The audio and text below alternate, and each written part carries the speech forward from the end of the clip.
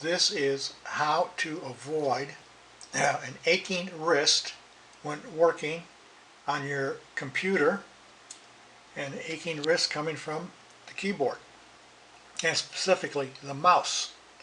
So these are some of the things to avoid carpal tunnel syndrome or an aching wrist. I went online and tried to look up different ways to do it. I wasn't too satisfied, so I'm going with what I use. For right-handed, okay, you move the mouse around. But this is one of the things. When you're through moving the mouse around or clicking, take your hand down and keep it down on your knee.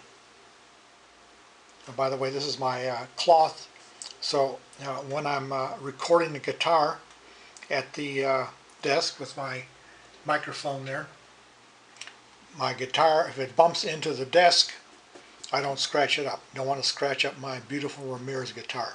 So anyways, that's that story. So once you've moved around to where you want to go, take your hand away. Don't read the screen. Don't read the screen and keep your hand there. That just perpetuates the ache. As soon as you're finished, put your hand back down. And then when you want to move again or click, go back up. And then your hand back down. Another thing to do is change hands. You know, if you're right-handed, you're going to get the ache in your wrist and your right hand.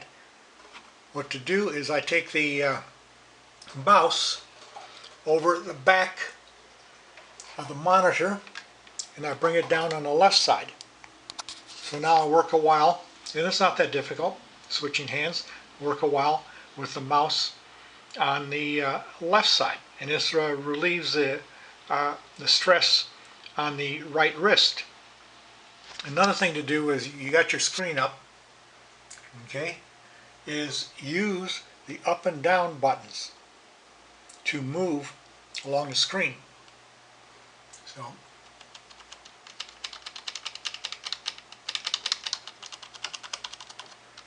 yeah, do that, and even switch hands doing that.